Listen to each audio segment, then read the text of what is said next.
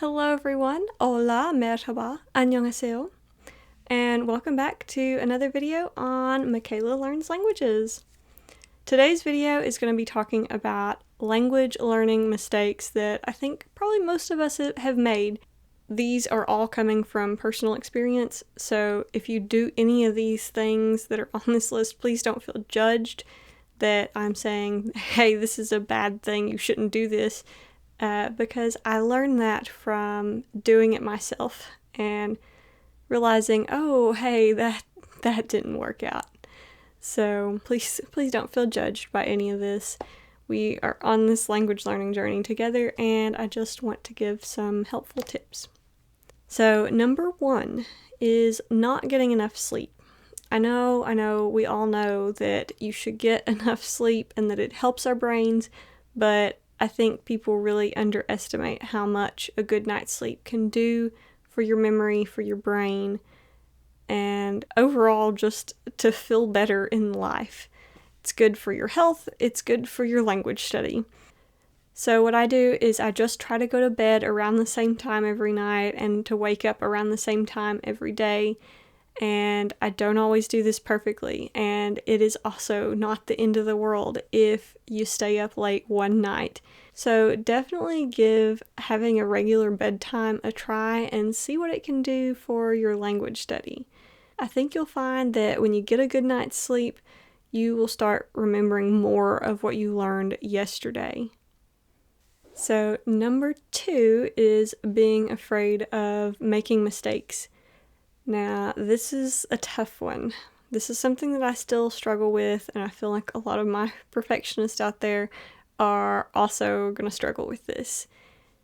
And I think it's something that you have to get over multiple times. It's not just a one-time thing that you can be like, oh yeah, I'm being afraid of making mistakes, gonna fix that, and everything's gonna be fine.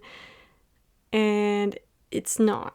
You kind of have to continually get over that fear, and it gets easier and easier as you go along, but it is kind of a reoccurring thing for me that I go through periods of time where I'm feeling very comfortable with speaking, and then maybe I make just a horrible mistake, and now I'm like, oh no, I can never speak this language again.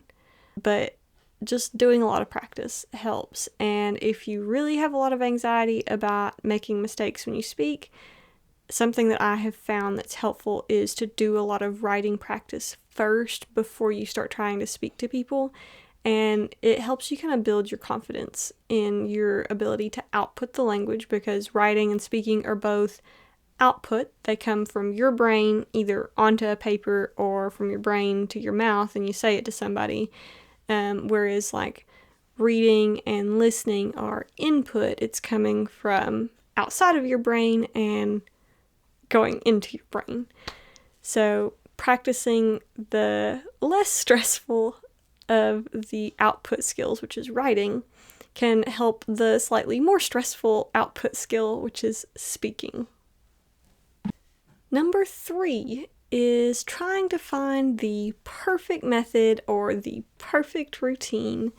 Oh, this one is so easy to fall into because you want to get better as fast as possible.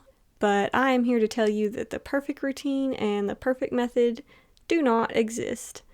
And what works well for one person is not always what works well for another person. So I encourage you, especially if you're just starting to learn a language, to just get started. Use the resources that you have available to you. If you're just learning from YouTube videos, just find a couple of YouTube videos and start learning.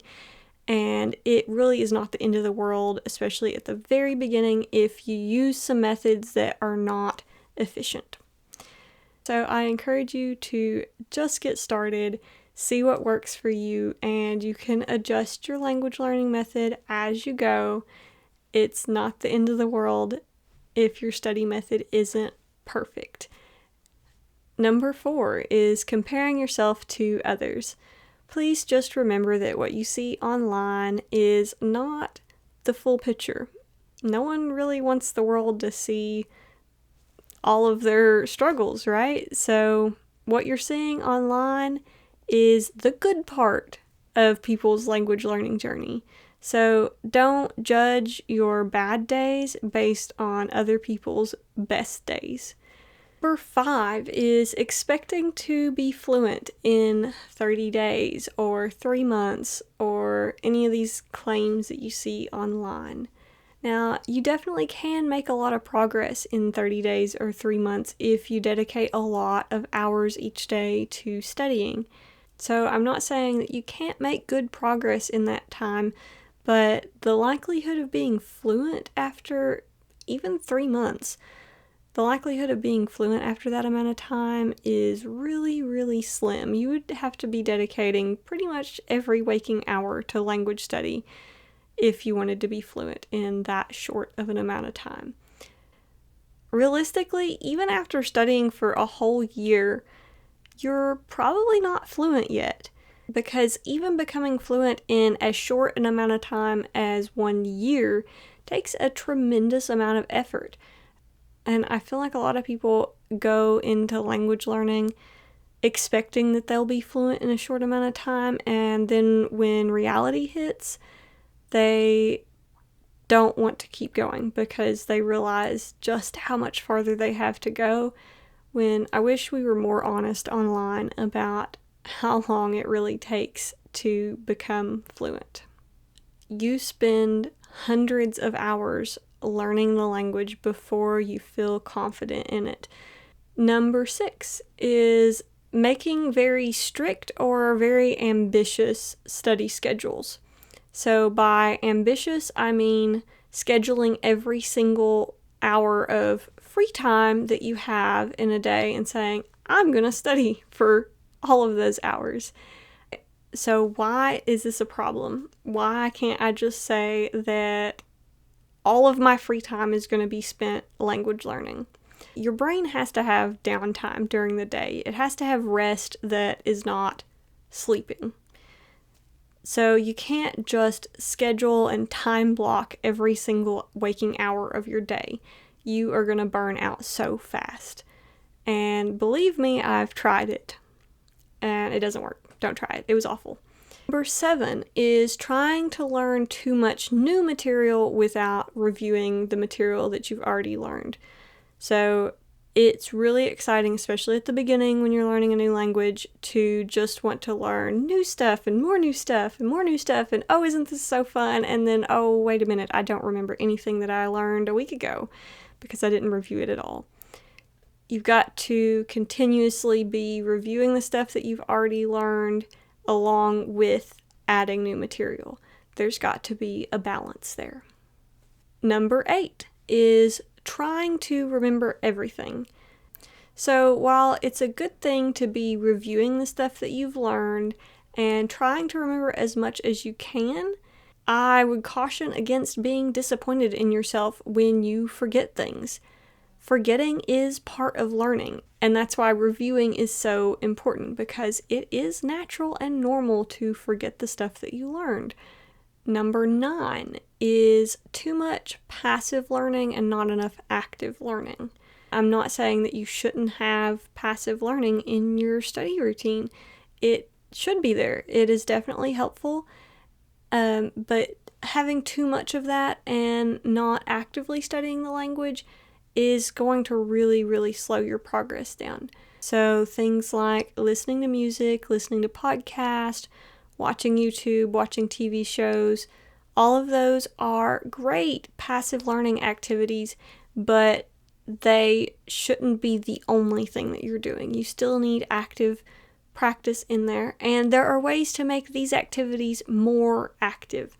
So one thing that I like to do when I'm watching a YouTube video, for example, if I hear a word and I can't quite remember what it means and I didn't quite get the context that it was in, I didn't quite understand it from the context, I will rewind the video, listen to it again.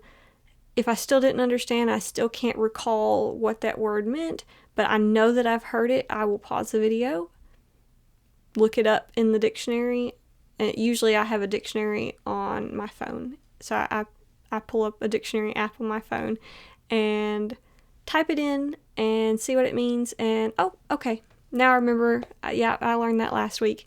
And then I carry on with watching the video. And I also will ask myself questions about the video as I'm going and make sure I'm actually tuned in to what I'm listening to and that I'm actually gaining something from it. So doing those kind of things and engaging more with the content that you're watching or listening to can be a really helpful thing to do. And passive learning is great, especially for when you've got a low energy day and you really don't want to do much, but you do want to engage with your target language some. I just encourage you to have active learning in your routine at least a couple times a week. So number 10 is not practicing a certain skill. So I would say for most people that's either they're not practicing writing or they're not practicing speaking. In language learning, you need to be practicing your reading, your writing, your listening, and your speaking. You need to be relatively good at all of these skills in order to be fluent. So if you're not practicing writing because you really hate it, you're doing yourself a disservice. If you're not practicing speaking because you're so nervous to speak, you're doing yourself a disservice. And I understand for most people, there is one of the skills that they really just don't like. But in order to get better at the other skills, you need to have all four. So I know a lot of people really dislike writing, but writing is also super important, and writing will help your speaking skills. So that is all for today. That was my 10 things that you should not do as a language learner, and I will see you soon. Nos vemos!